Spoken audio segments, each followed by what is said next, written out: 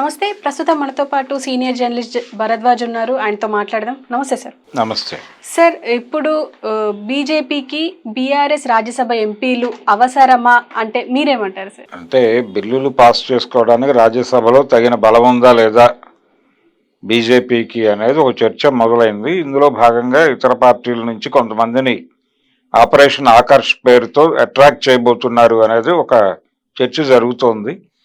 అందులో భాగంగానే బీఆర్ఎస్ ఎంపీలు అంటే పార్లమెంట్లో ఎగువ సభలో మాత్రమే ఉన్నారు కానీ దిగువ సభలో లేరు. అంటే లోక్సభలో పూర్తిగా జీరోకి వచ్చింది ఆ పార్టీ. మొత్తం అన్ని సీట్లు మేమే గెలుస్తామని ప్రకటించారు వాళ్ళు కూడా గంభీరంగా. ఏపీలో అలాగైతే జగన్మోహన్ రెడ్డి వైనాట్ 175 అన్నాడు ఆ రోజున. ఈ 175 వైనాట్ అని ఆయన అన్నట్టుగానే ఇక్కడ కూడా మొత్తం బీఆర్ఎస్ఏ గెలుస్తోంది అన్ని ఎంపీ స్థానాలు అన్నారు. తీరా చూస్తే జీరోకి వచ్చింది. బీజేపీ 8కి పెరిగింది. కాంగ్రెస్ కూడా కొన్ని ఇబ్బందికర పరిస్థితులు ఎదుర్కొంది అనేది వాస్తవం. ఎందుకంటే 2 సీట్లకు పరిమితం కావలసినటువంటి బీజేపీ 8 స్థానాలు గెలుచుకోవటం వెనక ఏం జరిగింది అంటే బీఆర్ఎస్ సపోర్ట్ ఉంది, బీఆర్ఎస్ ఓట్ బ్యాంక్ కొంత ట్రాన్స్ఫర్ అయింది అనేది వినిపించింది బలంగా. అలాగే కామారెడ్డి ఎన్నిక ముఖ్యమంత్రి ఓడిపోయినటువంటి సందర్భం చూసాం గతంలో.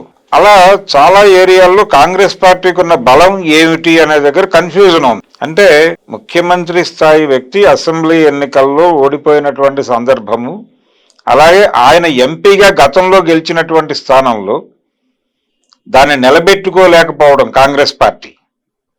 అంటే కాంగ్రెస్ పార్టీ కూడా పూర్తి బలం లేదు ఇక్కడ అనేది ఎస్టాబ్లిష్ అయింది.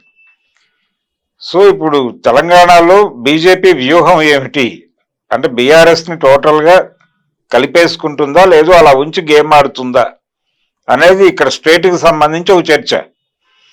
జాతీయ రాజకీయాల్లో రాజ్యసభలో ఉన్నటువంటి బీఆర్ఎస్ ఎంపీలని తన పార్టీలో చేర్చేసుకుంటుందా అనేది ఒక ప్రశ్న. లోక్సభలో ఎలాగో వాళ్ళకి ఏమీ లేదు కాబట్టి అక్కడ బీఆర్ఎస్ ప్రస్తావనే లేదు. ఈ కండిషన్ అంటే ఈ మధ్య కాలంలో కేసీఆర్, హరీష్ రావు ఢిల్లీ పర్యటన జరిగింది.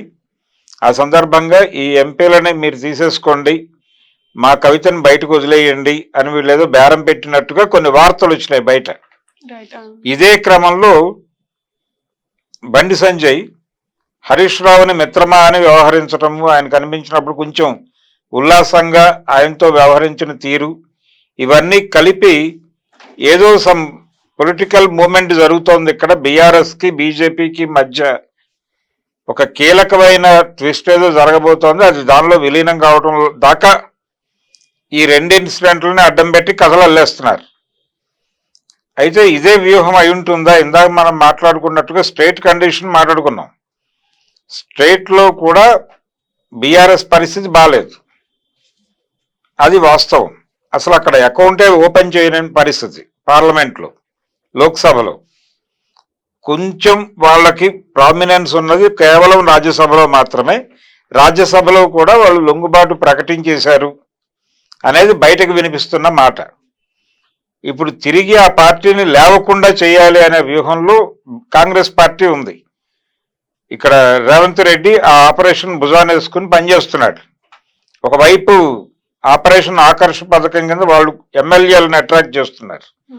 ఆ ఉన్న ఎంపీలను అక్కడ బీజేపీ వాళ్ళు అట్రాక్ట్ చేసేస్తే చట్టసభల్లో వీళ్ళ ఉనికి ప్రశ్నార్థకం అవుతుంది. ఇక్కడ కూడా ఎమ్మెల్సీస్ ఉన్నారు, వాళ్ళని కూడా అట్రాక్ట్ చేసే పనిలో కాంగ్రెస్ పార్టీ ఉంది. ఇక్కడ వీళ్ళందరూ అట్రాక్ట్ అయిపోతే ఏమిటి పరిస్థితి బీఆర్ఎస్ది అనేది ఒక చర్చ. ఈ మొత్తం కార్యక్రమానికి బీజేపీకి అనుకూలంగా ఆయన వ్యవహరించే అవకాశం ఉంది, పర్టికులర్గా హరీష్ రావు.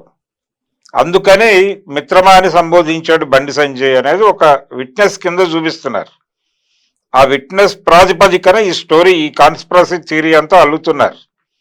ఇంకొక విషయం ఏమిటంటే వచ్చే ఎన్నికల్లో బీజేపీ ఎలాంటి వ్యూహం అనుసరించవచ్చు తెలంగాణలో అంటే, ఏపీలో ఎలాగైతే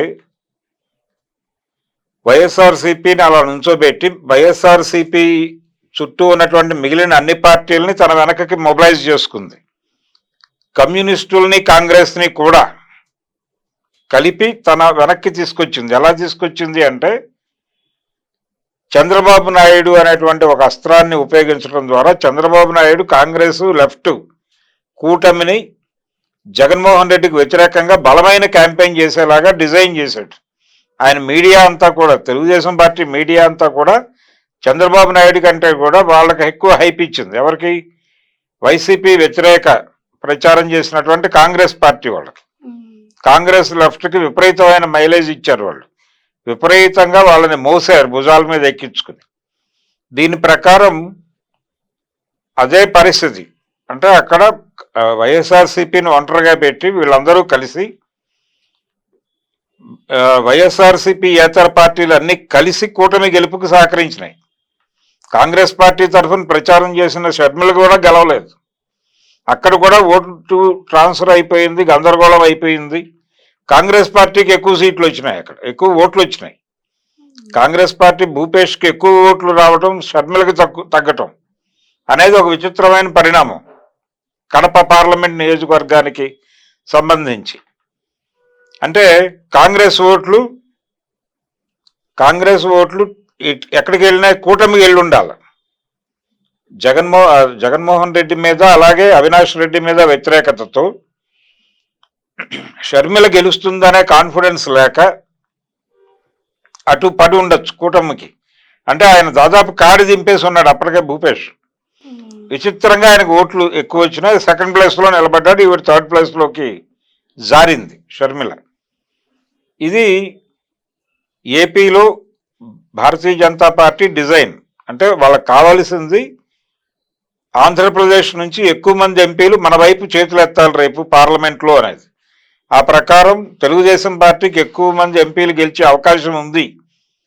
ట్రెండ్ అటు వీస్తోంది, గాలి అటు వీస్తోంది అని ముందే కనిపెట్టి చంద్రబాబు నాయుడుకి అనుకూలంగా స్పందించి చాలా కాలం డ్రాగ్ చేసి ఎన్నికలు కొద్ది రోజుల్లో ఉన్నాయనగా వాళ్ళు కూటమిలో చేర్చుకున్నారు అతన్ని, చంద్రబాబుని.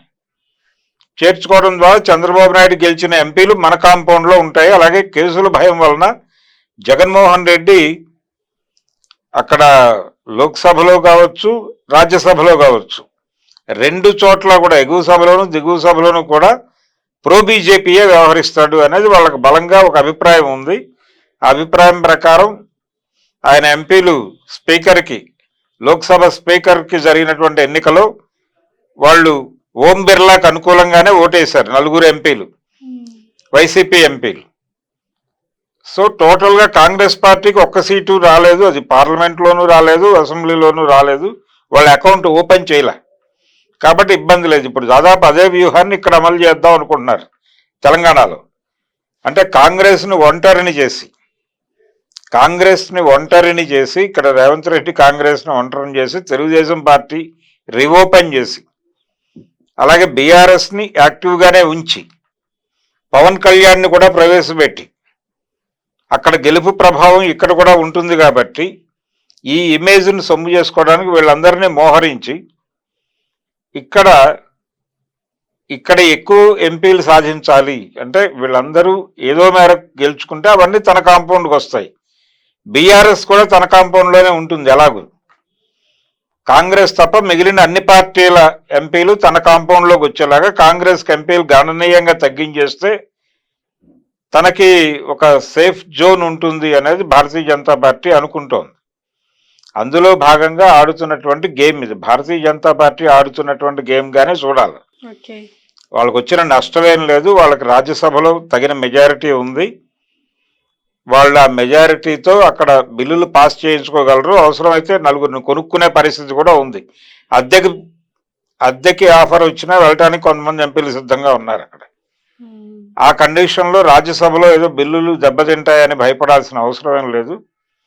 ఇప్పటికీ అంటే ఫిగర్గా వీళ్ళకి వచ్చినటువంటి స్థానాలు అంటే ఇండియా కూటమికి ఉన్న దానికంటే ఒక 10-12 సీట్లు అదనంగానే ఉన్నాయి భారతీయ జనతా పార్టీకి, ఎన్డీఏ కూటమికి. కాబట్టి ఎన్డీఏ కూటమికి ఇమ్మీడియట్ థ్రెట్ లేదు ఇక్కడ. అదే దాన్ని ఏదో చేయబోతున్నారు, ఇవన్నీ భ్రమ. టోటల్గా వాళ్ళే డిజైన్ చేస్తున్నారు ఈ గొడవ అంతా.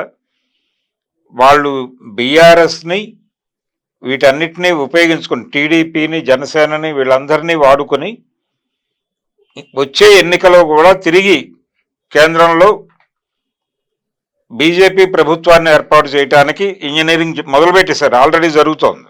ఓకే. అందులో భాగంగానే ఈ రకరకాల పుకార్లు పుట్టిస్తున్నారు. అంటే కాంగ్రెస్ మొరేల్ తీయటం కోసం ఈ రకమైన ప్రచారాలు పాజిటివ్ గాను నెగిటివ్ గాను, ఒకరోజు పాజిటివ్ గాను ఒకరోజు నెగిటివ్ గాను స్ప్రెడ్ చేయడం ద్వారా ప్రజల్లో ఒక చిన్న డీవియేషన్ మొదలవుతుంది అనేది వాళ్ళ వ్యూహం. అందులో భాగంగానే ప్రచారాలన్నీ జరుగుతున్నాయి తప్ప అక్కడేదో బీఆర్ఎస్ ఎంపీలు స్ట్రైట్ అవే వచ్చేసి ఇందులో చేరరు. అలాగే ఉంటారు, ఎవరి పార్టీ తరఫున వారు ఉంటారు. కానీ వాళ్ళు ఫైనల్గా బిల్లు వచ్చిన రోజున కేంద్ర ప్రభుత్వానికి అనుకూలమైన నిర్ణయాలు తీసుకుంటారు. అది బీఆర్ఎస్ అయినా, రేపు తెలుగుదేశం అయినా, జనసేన అయినా, మరో పార్టీ అయినా. అంటే భారతదేశంలో ఇంకొక పార్టీ